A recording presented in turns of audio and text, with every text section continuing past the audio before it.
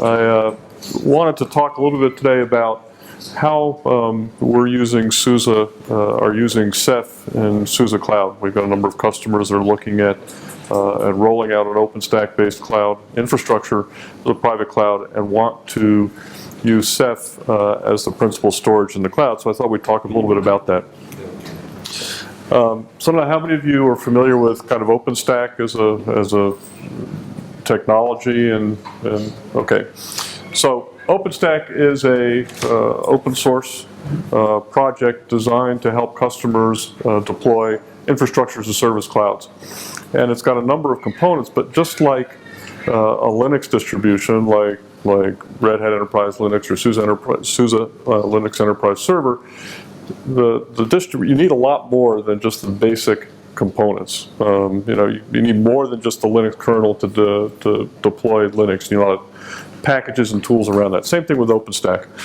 So in this picture, the boxes here in orange are the components of OpenStack. So you can see there's a compute controller called Nova. There's essentially an identity service that does token authentication across all of the components. You need a place to store virtual machine images. It's called Glance. There actually is an object storage that's integrated as part of OpenStack. On top of that, you've got user interface. You have a set of APIs, native APIs, as well as Amazon EC2. You have some capabilities to start controlling your virtual machines at a higher level through coordinated orchestration of virtual machines. Then you have two components that are designed to be adaptation layers between external devices such as switches for networking, so switches, routers, things like that, and storage devices, external arrays such as NetApp or EMC. And the idea being that you start to deploy what's considered software-defined data centers, so that you can, under software control, set up network connections for your virtual machines or define virtual devices to attach to your virtual machines. Now, to make all this work, you need a message queue to let the actual components talk to each other, and you also need a database to store the state of your cloud. And state of the cloud, that is both the physical infrastructure, the virtual infrastructures, users, things of that nature. So essentially you describe all the information in the cloud. Obviously you need an operating system, you need a hypervisor to run it on, and physical infrastructure. And then we think that there's a management layer on top that you can use to get additional levels of control in your infrastructure. Now, we were one of the first to come up with the idea of using what we call an installation framework to actually orchestrate the physical installation of OpenStack itself. The reason being is that I think at the last count there's something like 1,500 parameters that you need to specify when you deploy OpenStack, and you have to deploy it in a specific order. If you get a deployment wrong, starting all over is not fun. So we kind of focused on that. I think most of the major distributions now have some sort of an installation framework to simplify that. Now, if you look at OpenStack, I've highlighted in yellow here the components of OpenStack that are related to storage. So first of all, you have APIs that are specifically storage APIs. So for example, if you're familiar with Amazon S3, a set of RESTful APIs to define objects, retrieve objects from Amazon. There's actually an S3 interface up there. You store images in Glance, so you have an image repository, operating system templates. You've got Swift for object storage, then you've got this block storage device and Cinder. So what I thought I'd do is just drive down and talk about when you look at cloud storage, there's a couple different use cases for storage in a cloud. So the top one is what we call storage as a service, and you're all familiar with this because almost everybody's using Dropbox or Drive, or there's an open source project called OwnCloud to build your own web-based interface to store folders. You've also got web-based object storage. Amazon S3 is the most prevalent, but again, customers are looking at setting up things on their own. And then you have storage for compute as a service. So the idea is I'm doing infrastructure as a service, I'm standing up virtual machines, I need a variety of storage components to make all that work. So the first, I need some place to store my virtual machines.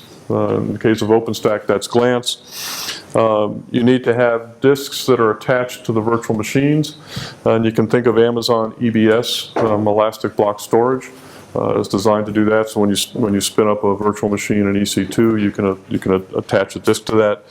And then under here, there's long-term, which is referred to as ephemeral disks. So the idea is that when you start up, you have some amount of disk space, but it goes away. And then you have long-term, so virtual block devices. So that's kind of the three areas that we look at when people talk about, when we talk to customers about what they want to do with storage. So this is kind of a high-level view of the OpenStack architecture. So you see you've got the dashboard up top, which is the user interface for both the end user and for the administrator. You've got networking components, you've got compute components, and you've got identity tying this all together. And then you have block storage, which is where you get volumes that are attached to the compute nodes. We talked about the image storage, where you essentially what happens is the compute node says I need to pull an image out of the image repository, pulls it in and deploys it, and then you have object storage. And the key point on object storage is that it really originally it only was used for backing up Glance. And then you can also use it as I talked about, the object storage as a service. So that kind of is a background. Let's do a little bit more, go through some of the components in a little more detail. So Swift is an object storage. It's a key core component of OpenStack. If you know the history of OpenStack, it was the project was kicked off by NASA in the U.S. and Rackspace, which was a U.S. service provider. Swift was actually the major contribution that Rackspace made to the original code. It is object storage only. There's no other interfaces to it. It is fully integrated with the rest of OpenStack, so as soon as you register a user for OpenStack to create virtual machines, to run workloads, they also have access to Swift if you've turned that on. As we showed on the previous slide, it can be used as a backend for storing images. So you can store the images, virtual machine images, operating system templates, what are called instance types, or flavors actually in OpenStack. So you define the size of the virtual machine, how much memory it has, things like that. That's all stored in Glance. It is redundant. And similar to Ceph, it just writes objects to multiple servers in the Swift cluster. Replications across the active nodes, and it, again, similar to Ceph, it scales horizontally. It's based on commodity hardware and is designed to be inexpensive. It is accessed by a RESTful API, and there's two available. There's either the native OpenStack API or the native Swift API, and then it also supports Amazon S3. And the key here is it's accessible from anywhere, so it doesn't require you to have a virtual machine in the cloud to get access to the objects that are stored there. So you can actually roll it out as a standalone storage cloud. Once you create an object, it persists until it's deleted by the user. There's no real limit on the size of the object or on the number of objects that you can store. Similar to Amazon S3, you set up a container, then you fill up that container, but you determine how big that is, and the user can fill up to their total quota. So this is a quick, a very high-level view. It implements what's called the ring, which just has a lot of different, all the different object servers are attached to that, and then you have disks attached to the object servers. You typically have some kind of a proxy server in front of that, and then network access to the ring. By default, it replicates every object 3 times. It does not have anything as sophisticated as erasure coding, so replication is a direct hit on capacity. So now I want to talk about image storage for compute as a service. And again, it's a repository for cloud workloads. So if you think about it, when you go on Amazon EC2, when you create an image, you get in your dashboard and you can see all the different instances you've defined. You launch instances. They're coming out of an image repository. Same kind of interface that you have the same interface when you're running OpenStack. And there's two ways there's two types of things that get stored in there. There's images that are created by the administrator.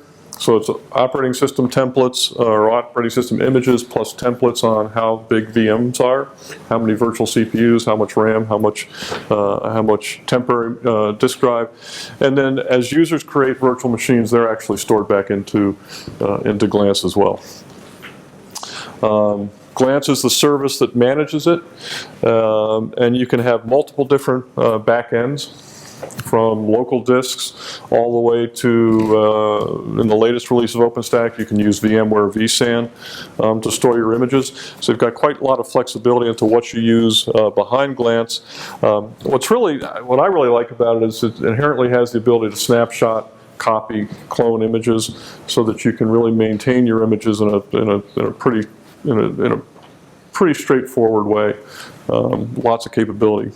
It also is responsible for connecting images, moving images from the repository onto compute nodes when you actually want to go run an instance. It does maintain image metadata, which is important when you want to go start launching things. You may have a specific image that's you only want to run on, for example, Intel hardware, because Intel has specialized instruction sets you want to take advantage of.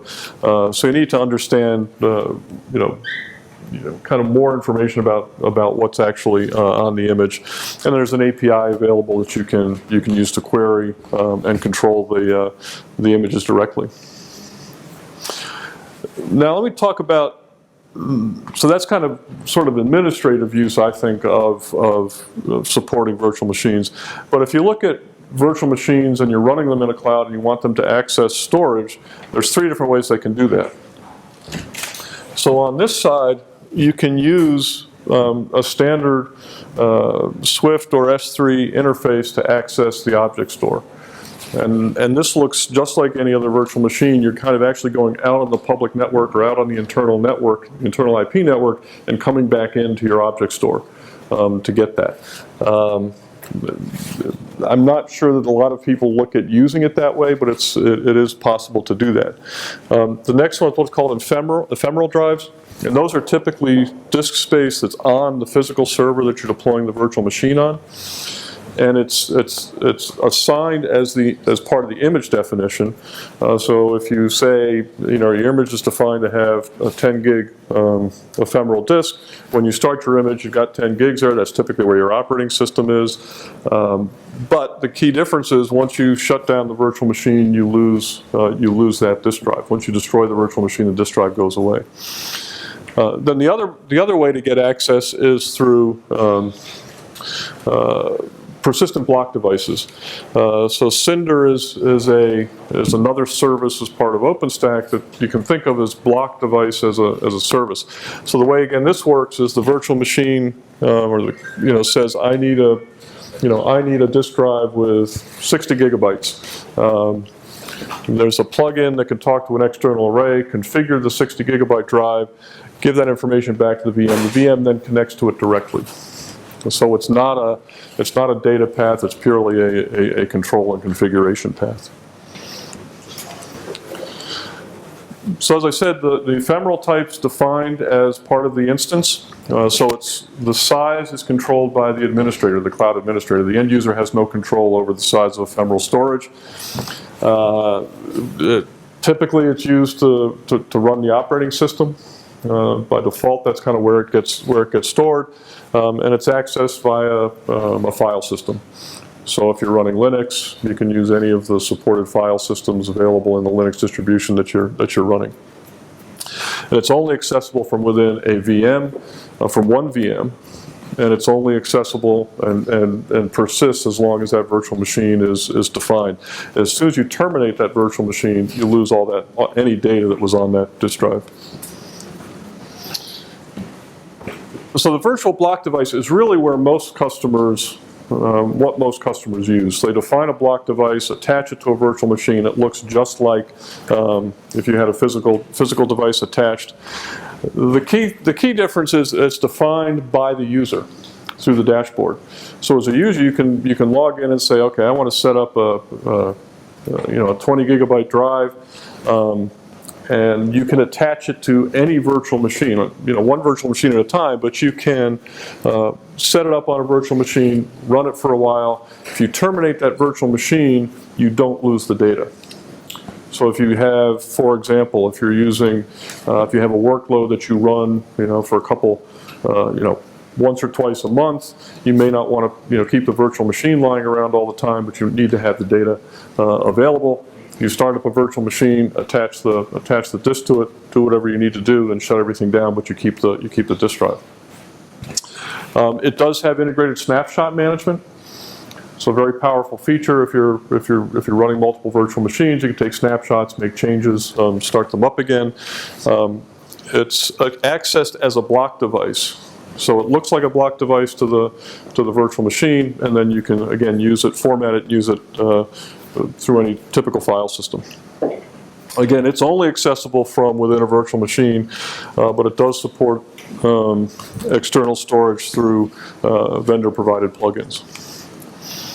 So now, how does why are our customers interested in Ceph? Why were we interested in Ceph? Is because it can really do all of these things. And so if you're setting up a cloud, it can handle all three of the use cases. I'm not going to go into a whole lot of detail about what Ceph is. Obviously it's object and block in a single system, ultimately files as well. It has long been integrated with OpenStack. Most recently it's added the Cinder backend, but it's always supported Glance. According to some analysts we've talked to, most OpenStack deployments actually use Ceph, or more use Ceph than use Swift for object store. It fully integrates with the compute environment for automated provisioning. It has the RESTful API that is S3 or Swift compliant, so that if you have workloads that have been written for OpenStack Swift, you can actually migrate those directly on top of Ceph. Same thing with S3. For our perspective, we just released SUSE Cloud 4, and a fully integrated and fully support Ceph as part of that product. So, what does this look like? So there's a couple different things. So, the same picture here. You've got Cinder, you've got ephemeral storage, you've got object. If you've got an object storage, it just comes in through Rados Gateway, talks directly to Rados, gets access to the objects that you've defined in the Ceph cluster. If you want to use it for persistent storage, you use RBD, the Rados block device. So again, it emulates a block driver sitting on top of the Ceph cluster, fully integrated with Cinder through a standard plugin. So same kind of process as you would use for any other external array. Virtual machine says, I need a disk. Cinder talks to Ceph, talks to RBD, says give me a disk. Once it's got it, the VM then talks directly to RBD through librados and through drivers that are integrated onto the operating system. Yeah. So this is, again, just going back to the picture of the OpenStack distribution. This is SUSE Cloud 4, runs on SUSE Linux Enterprise Server 11. We support both Xen and KVM natively on SUSE Linux. For the required services, we ship RabbitMQ for the message queue and PostgreSQL for the state database. And then we have an installation framework, and I'll show you a couple screenshots of that based upon open source project Crowbar plus Chef, some other typical things. And then we support pretty much any x86 64 server for compute or storage nodes. We also support pretty much all the major network and external storage vendors. So if you're looking at using EMC, for example, with Cinder, we support that. We support NetApp, and obviously we support.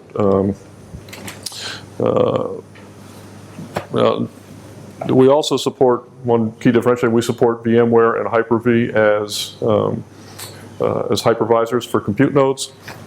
And then we also automatically configure all of the control services for OpenStack to be highly available. So we deploy a pacemaker cluster and then lay the services on top of that.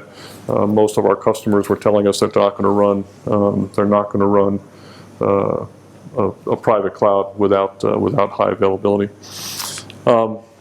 We added RBD, Rados Gateway, and Rados as part of SUSE Cloud, fully supported. And we also fully integrated it with our installation framework. So when you go through, so just a quick example, you guys know what Ceph is, OSDs and MONs. You can use Ceph as backend for all these different use cases. You can use KVM with RBD as we talked about. So just real quickly, how do you go through and set up 10 storage nodes and 3 MONs? So this is what it would look like. This is a picture from our installation framework, and as you can see, you deploy things in the order in which they show up on the screen. So the first thing you put is the database, because obviously all state needs to get put there. You need authentication, because everything needs to be authenticated. If you don't understand OpenStack, all transactions, even between OpenStack components, are authenticated. Because you're sitting down on a network, you don't want somebody to be able to come in and hijack your database or hijack your controller. Then once you've got that set up, you set up the message queue. Then the next thing you do is you install your object store, because the next thing you do is install Glance, and Glance depends upon which object store you want to use as the back end. So you set up Ceph. Then you set up Glance, then you can set up the rest of the functions. So this is an example of setting up, installing Ceph as part of SUSE Cloud through the installation framework. You can see that you've got nodes that are available that haven't necessarily been assigned to roles, and then you just do drag and drop and say, okay, I want these to act as Ceph monitors, I want these to act as OSDs. Obviously, we're overloading functionality because this was done on a virtualized environment. We didn't have a whole lot of VMs in there to work with it. But you can pretty easily deploy that once you've got it deployed. So if you're going through Glance, one of the choices is to use Rados as the storage backend. So it automatically gets populated once you install Ceph. This automatically pops up, and then you configure Rados for authentication. So essentially, all of the parameters that you need to put in the environment to configure Glance to work with Ceph are populated. And then for Cinder, same thing. So when you say I want to add an adapter to Cinder, and you can add multiple adapters, Rados is again one of those. And you define the pool that you're going to use. Again, you define the user that will be used for authentication. So, just as a quick summary, when you look at deploying a cloud, you have to understand what kind of use cases you want to support. You've obviously got Cinder, you've got Swift, but we think most of our customers are going to be going with Ceph because it's a single backend that addresses all 3 use cases. And we also think it's going to, over time, be the most cost-effective and the highest performance solution out there. And so that's kind of what we've been doing with the integration. So any questions?